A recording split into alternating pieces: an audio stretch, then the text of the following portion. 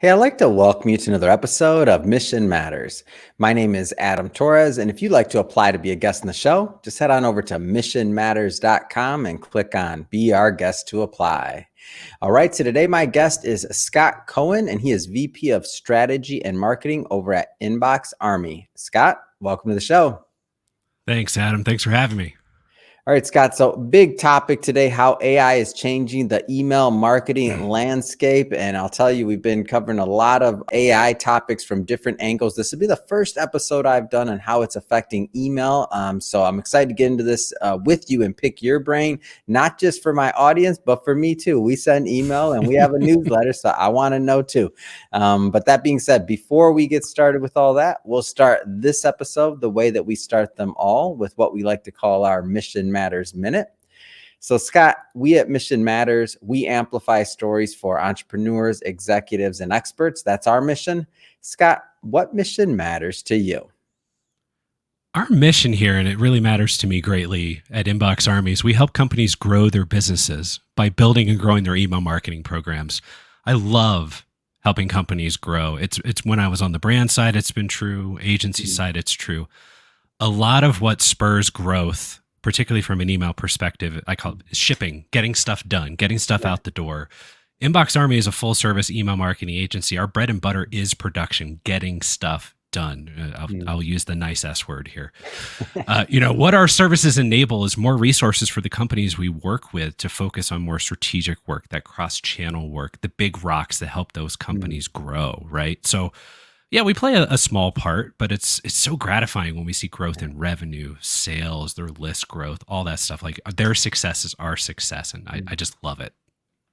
So I'm a big fan of email, and that's one of the first things I always tell people. They say, oh, I want to grow my podcast. I want to grow this. I want to grow that. And I say, well, do you have a newsletter? Do you send out that on an email? Do you have anything created around email? And they're like, many times, I shouldn't say everybody, like, no. And I'm like, I don't have an email list. I said, you do? I said, I think my email list started with my mom. I don't think my dad wanted to be on the email list. But I think that was my first podcast listener ever. Shout out to mom for that download. But that being said, that is also one of my biggest regrets at this company, is that I'm telling you, Scott, I'm embarrassed to say this. We were probably 3 years in before. We're 8 years old now, but we were probably 3 years in before we started actually emailing out our content and like giving. And the worst part is, podcast content is free. It's not like we were even sending out a selling something. Of course, not that I'm against that, but we kind of skipped that step. And I don't know what it was. It was probably, you hear in the media all the time, email's dead, or is email this or email that. And you don't hear it as much now, but this is, going back 8 years ago when everything was supposedly social media and this and that. And I didn't understand it. I was just kind of getting into the marketing side of things. So just to be transparent, but that being said, email. Why is email so relevant now? Let's just start there. We don't even have to get into AI and all that yet. I just want to start with the basics. Like, why? Because there's some people watching this that are judging me that don't have their email together either. So don't judge. Yeah, you're not alone. Let's put it that way. It's the number of companies that we run into where they've been collecting names on their list for 4 or 5 years, right? And they may remember to do an email every once in a while if they're lucky. It happens. Email, I've been doing this for 15 years. I've been doing email as part over all of my job for 15 years. And, when I started, we were hearing, oh, email's dead, dead, right? And then I think about what's happened over the course of my career. Facebook launched email for a hot minute before they realized they didn't want to manage all those servers. Elon Musk just came out a week or two ago and said that he's working on a Gmail alternative, right? So you're thinking about, like, it's just kind of the little engine that could. I call it the offensive lineman of marketing channels, because most people don't think about it until there's a problem. Yeah. But it paves the way for everything else to work, right? I mean, we are in this age where cookies are going away. First-party data is becoming important. Well, where do you gather first-party data? It's not going to be in the walled gardens on social. It's not going to be in paid search and all that. It's your list. So, I always say, just get them on the list and then start emailing them. there's obviously a lot that goes into it, but Yeah. COVID kind of put it back on the map. I mean, how many, you remember, Adam, how many emails did you get from people going like, hey, this is what we're doing because we're shut down? Yeah. And you A probably lot. didn't remember signing up for half of them, right? A So lot. email, because it's a cost-effective channel, became so much more important. Well, it's always been important. It became more openly important to everybody else around COVID. So it's just you email marketers are like the stewards of your data. They own the customer data. They know what they've done. Like all these people have done with your company. And so you don't just put them in sort of the back room and say, send email. No, they know all this stuff that all these other channels can talk to them and go, hey, what do you know about these customers? How should we retarget them? How should we do retention? All this stuff like that. So I'm biased, of course. No, I don't think you're biased. Actually, I think that many people just don't understand the asset, that it's an asset. So what happens is when we think about how social media has been kind of propped up, because obviously that gets the eyeballs right now. But I can tell you, I'm not biased against any of these platforms. We use them all. Our content's on all of them. For example, I'm going to pick on one, Facebook, because a lot of people like to pick on them. Unless they're watching or listening, Facebook, we love you. And if you're watching us on Facebook, hit the subscribe or follow button, whatever they got. But we use all of these. But my point being in bringing that up is that the algorithm, how they distribute the content, everything else, you're not in charge of any of that. I'm speaking for myself. Mission Matters, we spend, tons of money building followings on all these different platforms and putting out content and creating processes and things like that. They change the algorithm tomorrow, Instagram or otherwise, and now we're hitting maybe 10% of the people that actually opted in with a quote unquote follow or subscribe, depending where you're at. And now maybe 10% of the people that opted in, for whatever reason, are seeing the content. I'm like, man, that was a lot of time spent to build Facebook, a bunch of people, and bringing them to their platform. I remember when Clubhouse came out, we brought people onto their platform and showed them how to use it because we were building there. And I'm thinking, why did I spend all that time and money building their audience? I should have been more working on things that we own, like our podcast channel. That's not going to change. Our email marketing, I own that subscriber and that email from the standpoint of they opted into it, and if they open the email and they stay on the list, and that means they want to continue being in that communication with me. An algorithm change isn't necessarily going to change that, even though we'll talk about some deliverability things later. But that idea of it being an asset, I just feel like people don't always get that when we talk about cost and otherwise. When I acquire that email, assuming that person cares to continuing opening the email, and they of course opted in, then the marketing for me to continue to send that email is like nothing compared to, let's just say, and again, I'm not against this, but a Facebook campaign or advertising campaign, where once I stop paying Facebook, guess what? What happens when I stop paying Facebook, Scott? Do they just keep on, or are they like, oh, we'll just keep running it for you? Oh, they think it's adorable. So how do people, if they haven't gone down this route at all, where do they start? And what I'm talking about specifically is with their email side of things. Because let's just say right now they just got a person that it's their job for a couple minutes a week or whatever, not a couple minutes, but normally it's outsourced. You have one person that's doing it. Maybe they're doing it right. Maybe they're not. Where do they start? Where do the people start, or where do the companies start? The companies start. Yeah. So I always start with those think about what your customer journey looks like, what your customer life cycle looks like, and then what are those first hand raise moments, right? So, when you go to a site, you undoubtedly have seen on many sites, they have a pop-up that comes up, say, hey, give us your email address. We'll send you some sort of incentive, whether it's a discount or free ebook or whatever it might be, right? Or even it's just, hey, we'd love to send you the podcast, when it releases, right? Boom, get on the list, insiders, whatever it might be. Yep. Get people to, that's one hand raise, right? Where they say, I'm willing to give you my information in exchange for some value from you. If you're in e-commerce, your next hand raise might be somebody who starts putting items in a cart, right? And They fill in a cart, and then they get to the point where they enter their email address and they go, you know what? I'm either not ready, or they get distracted, or whatever it might be. You know, people abandon carts for any number of reasons. Some of them are, a lot of people are smart now and go, if I wait an hour, I might get a discount. And then, of course, your first hand raise could be a purchase, right? It could be a flat out purchase. I mean, that happens all the time. I mean, in previous lives, it's been how many people their first hand raise with us is through a form versus their first hand raise with us is through actually buying something. So, and then so on those, what you want to do, I always say, like, look at all the holes in the bucket and start filling the holes. So make sure you have what I call, you know, people will call a welcome series for those people who sign up on site through the pop-up, right? Make sure you have a cart abandon program. I mean, if you're doing e-commerce, you need cart abandon in some shape or form. Even if it's just, hey, you forgot something in your cart, come back and finish, right? You don't have to. You don't have to do an offer right away. In fact, I encourage you not to, because people will game the system and then you're just losing, you know, margin. And then, of course, you have your post-purchase, right? Your order confirmation, if your shipping confirmation. If a purchase with you is a first hand raise, you may have a version where you have kind of a welcome as well, right? Hey, we're glad you're here. Thank you for making a purchase. People want to get over buyer's remorse. I mean, everybody does. I mean, I've certainly bought things and went, what did I just do? And thankfully, Amazon's return policy is really good. Thank you, Amazon. That's a company I'll thank. Yeah. So, I mean, those are the ones I always think about. Like, start there and then get some semblance of what I would call a broadcaster manual cadence going, right? It doesn't have to be every day. It doesn't even have to be every week.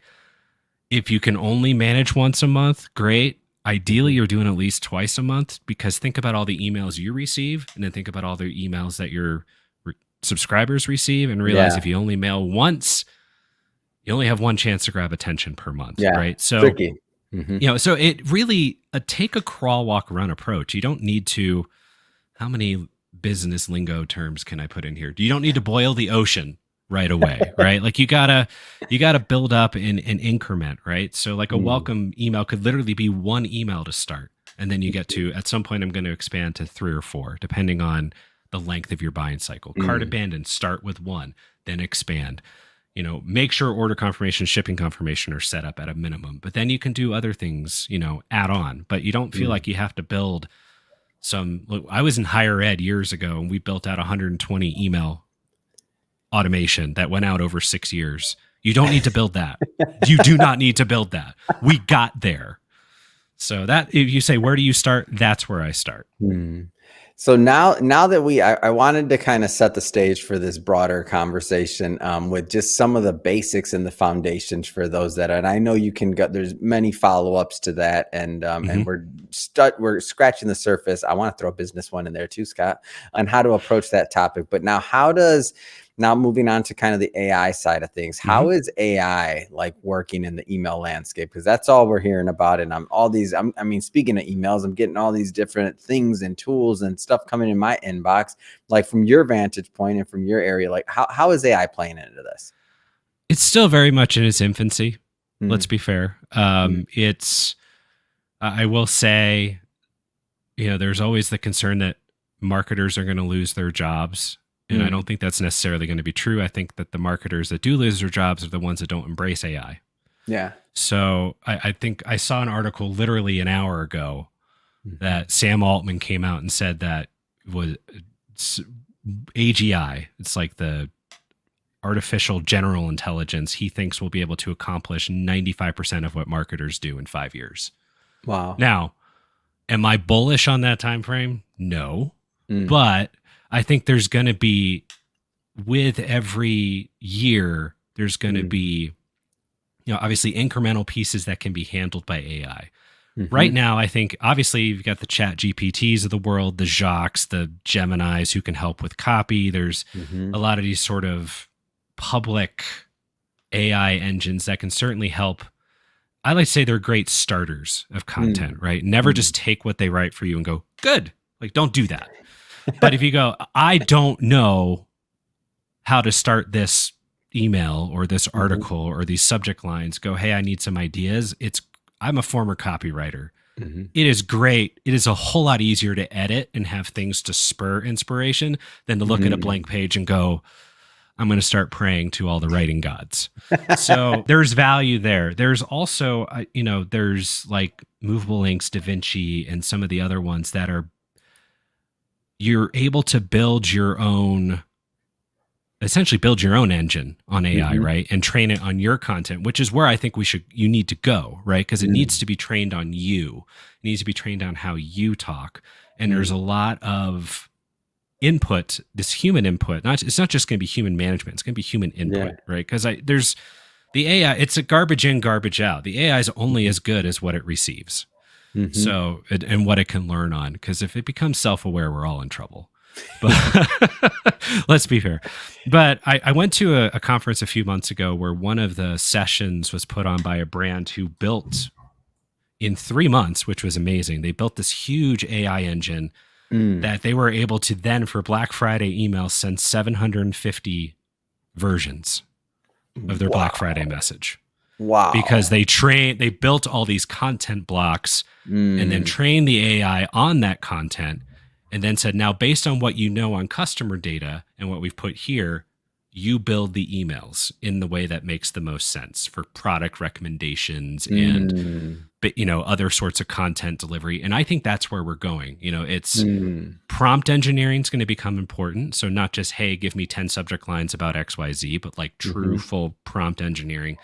And then in terms of email, it's really going to be about content blocks and go, okay, we're going to Mm. build, and we do that now at a very high level with, email template design and things of Mhm. that sort, where it's like, okay, we're going to build it. And it's going to be, you have 10 versions of, you have like a hero block and then a 2-column and then versions of Mhm. 2-column and 3-column to then put in your content. The AI is going to draw on that and then actually put the content in. But again, we're Mm. still, so AI is going to have a huge piece in the content delivery mechanism. And it's also going to have a big, and it's already, I think this is Mhm. where it really started with like customer data platforms and some of the email service providers out there that have some CDP elements to it. Mhm. Audience, data science, all sort of targeting and segmentation and next best channel. So Mm. not just email, but hey, they don't really respond to email, let's send them an SMS. Or if you have a Mm. mobile app, it's hey, let's do push and SMS or push and email or just email. Like it's going to become where the AI, and I would always say with anything, and this is true, and the best email marketers are testers, really good testers, Mhm. test your own assumptions versus what AI is telling you and just see Mm. what gets better results, right? So it's like I said, still kind of in its infancy, and there's a lot of excitement. And Mhm. I'm hoping at some point it gets small. I like to say it needs to get small enough Mm. for people to understand and to understand the practical uses of it. And we're getting there, but we're Yeah. not fully there yet. Yeah. What would you say, and I know you listed multiple uses and case scenarios there, but what would you say is the most, I don't know if I'd say obtainable, but the most likely for people to get value out of kind of going down a rabbit hole now versus trying to eat the whole AI, what's out there pie? And it could be copy. I mean, I don't want to put any words out there. Like what Uh, comes to mind when I ask that question? I think depending on what your tech stack is, there might be some immediate value on the audience intelligence side. I think Mm. Yeah. depending on what you're using, copy for sure, right? Like I Yeah. said, just breaking through writer's block, getting some different testing Yeah. ideas, right? If you go, hey, I've been writing these types of subject lines forever. I just Mhm. need 4 different versions of it, right? Or 10 different versions. And there are some providers out there that also help with AI generated and they've been for several years AI generated subject lines and things where they Mm. help you test and do all that stuff like that. I think that's where we've seen sort of the immediate value now Mhm. and sort of what you can pick up tomorrow, right? Would be Yeah. a chat GPT, maybe the paid version, right? Because there's Mhm. more features in the paid version. But that's if you like say, hey, I'm going to go dabble. I'd probably dabble in chat GPT before really Mhm. trying to dabble into the audience intelligence. Mm. On the audience intelligence side, let's get a little let's like take us through. It could be something that you've done otherwise, or just kind of a case scenario. Let's get a little bit nerdy on it. Like, what's a possible use that you could see it working for now? Not the like in the future or something like that, like one day, but like what's a possible use case scenario? I will be honest and say I haven't done it to the AI effect yet, Mm, but I could envision it, and it may be probably is possible in some cases to do this yeah. now. But for example, one of the more advanced programs we like to build is what we call next logical product, right? So you Mm, bought. I worked in a mattress company years ago, and it was mhm, okay. I went to my data science team, my analytics team, and I said, "Give me everyone who purchased this mattress in their first purchase, and then what are the top 4 products that were purchased in a second purchase?" And then I mm. built out an email series, and this was more manual. Like I said, Yeah, yeah, yeah. AI can drive this, right, and make it more automated. And go, all right, I'm going to feature those 4 products Mm, in those emails and go, hey, this is great. Thank you for purchasing. We'd love for you to give you a little discount to come back and order some more. Here are some products we recommend. And you've seen product recommendations. Product of recommendations course. have really been a dynamic AI type driven thing. We just haven't called it AI until now. Let's be Mhm. fair. I mean, Yeah, big data. Anybody who remembers the term big data, it's kind of sort of AI, right? for So sure. it's yeah, At it's least where we're at with AI right now, right? Like, yeah. right, Mhm, exactly. Yeah. So we've had blanket terms for a while, but that I could see the decisioning and the product recommendations coming in and mm, going much more rather than just sort of they purchase this, like they could factor in browse behavior. They can factor in, maybe it's zip code and, yeah, what we know about incomes in those zip codes, right? So it's like yeah, there's a lot of different factors that the engine can ingest and make those mhm, decisions faster and more automated, which is where I mm. think AI is going to go. What about timing? I'm just curious, like timing side of things of when to send, otherwise, like, does that play a role in or factor in it at all? I mean, send time optimization has been a thing Yeah, for a few years now. I mean, probably closer to 10. yeah, I th- my personal opinion is there's value if you're driving, like there's value in going, oh, this person is active right now in their inbox, right? mm, Now, whether that's true or not, I mean, there's a yeah, lot of, it depends on a lot of signals and whether that's going to remain true with cookies and everything else, who knows? mhm, Um, but it's also something that it can enable speed to market in terms of testing, right? Go, okay, I mhm, want you to send out every hour for the next 12 hours, and then mm, it does it automatically for you. Like you mhm, could do those things. I think it'll be interesting, and then it'll be able to ingest that and build your own send time optimization yeah, intelligence, right? So there's, again, kind of in its infancy, yeah, but I think there's, I mean, I've done it where I'll give you an example of a more manual mhm, test we ran where we were sending at 6 a.m. forever. And I went, mhm, well, I'm going to test in the afternoon. Late afternoon, it's a considered purchase. They may not want to do it first thing in the morning. mm, They have time in the evening. Let's send in the evening. And so we sent in the evening for like 3 weeks. I sent it multiple sends. Another mhm, thing, don't ever just send a test once, mm, because all you learn is what happened or didn't happen on a Tuesday, March 5th at yeah, 1 p.m., right? That's all you learn if you yeah, only run it once, unless it's a total bomb, right? Like if it's a total yeah, bomb, but don't ever trust good news until you've repeated it. mm, But we ran that test for about 3 weeks, and I looked back and I said, opens are better, hmm, clicks are better, but conversions not. So interesting. people were engaging, but they weren't purchasing. And my KPI was purchase. So Mm, I went, well, I mean, we can send in the afternoon, but it mm, shows me that morning is better for that kind of thing. And we're not talking like earth shatteringly better for opens and clicks, right? yeah, It was like, hey, it was 30% here and it's 32%, right? And you go like, mhm, all right, that's not huge.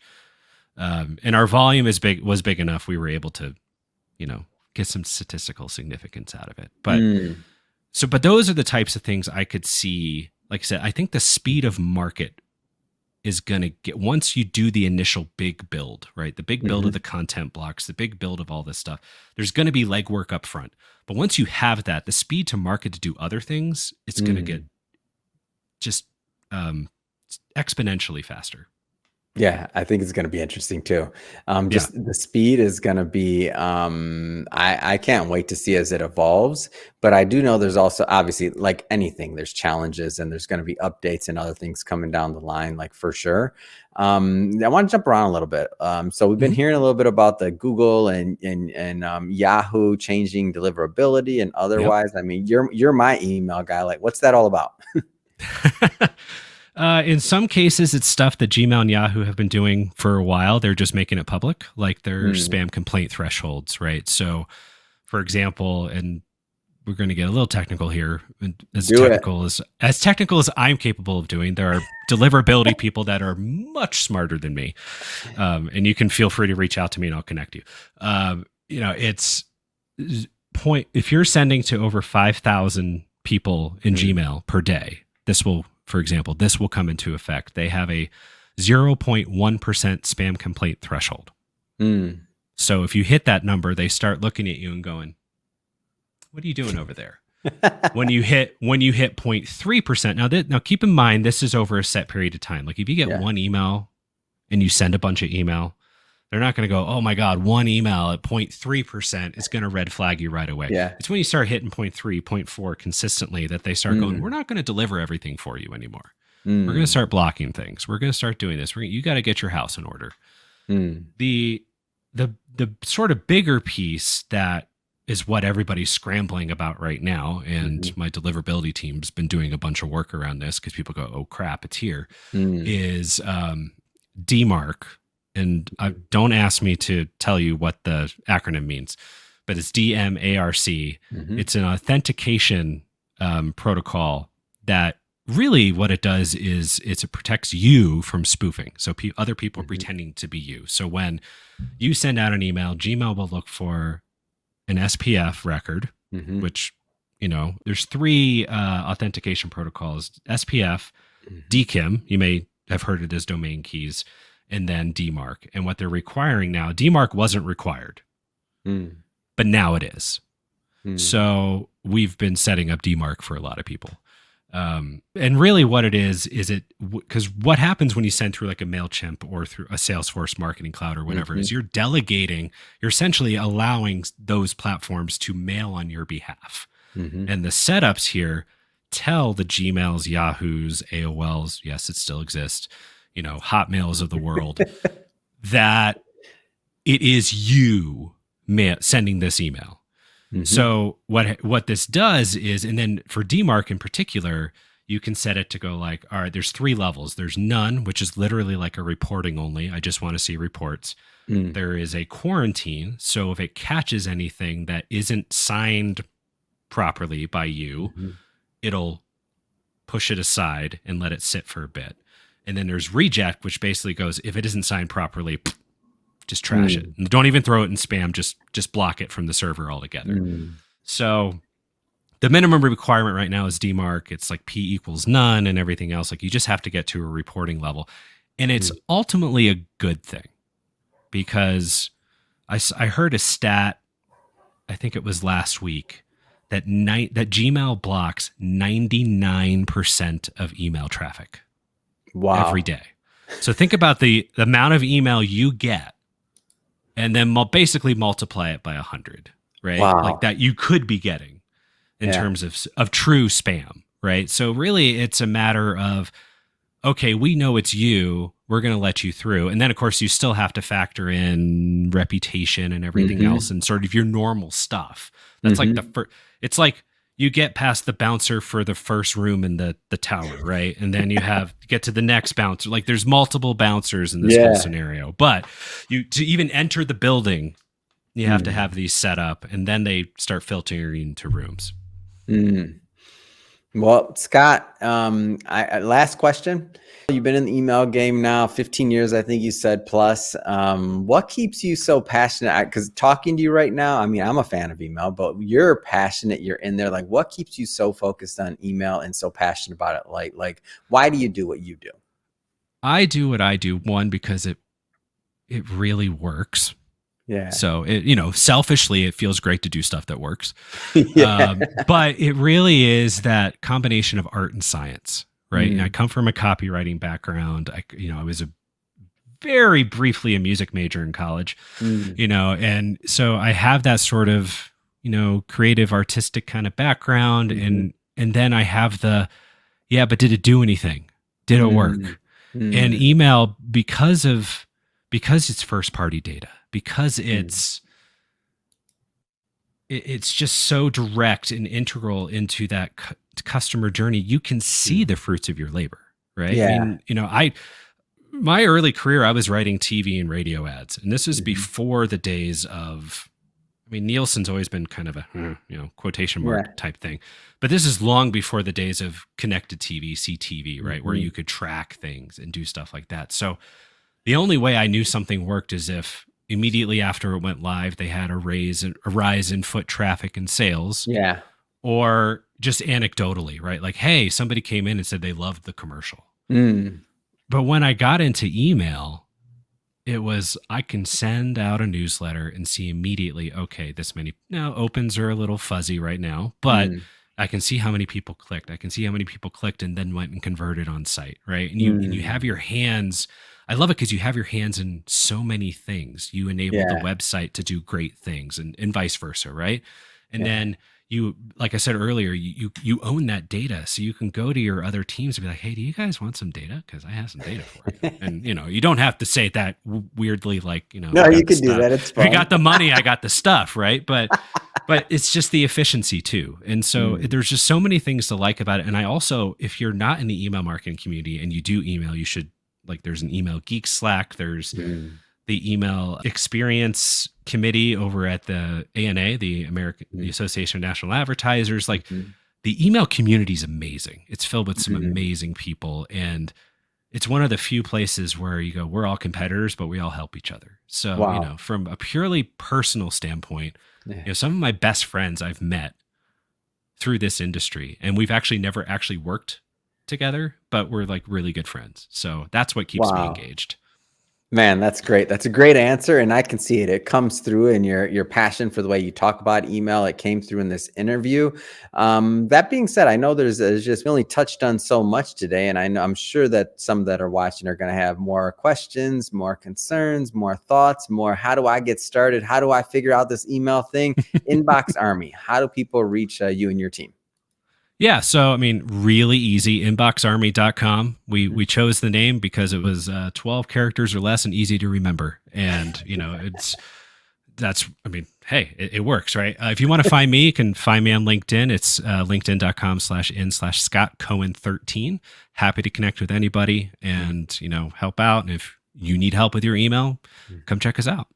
Fantastic. And for everybody that's watching, we'll put all that information in the show notes so that you can just click on the links and head right on over. And speaking of the audience, if this is your first time with Mission Matters or engaging in an episode, we're all about bringing on business owners, entrepreneurs, experts, and entertainers, and having them share their mission, the reason behind their mission. Why do they do what they do? Like, what gets them excited to get out there and to make a difference? If that's the type of content that sounds interesting or fun or exciting to you, we welcome you. Hit that subscribe button. We have many more mission-based individuals coming up in the line, and we don't want you to miss a thing. Scott, thank you so much again for coming on. And hey, I know I'm more educated on email, and I'm sure my audience is as well. So thank you so much. Thanks, Adam.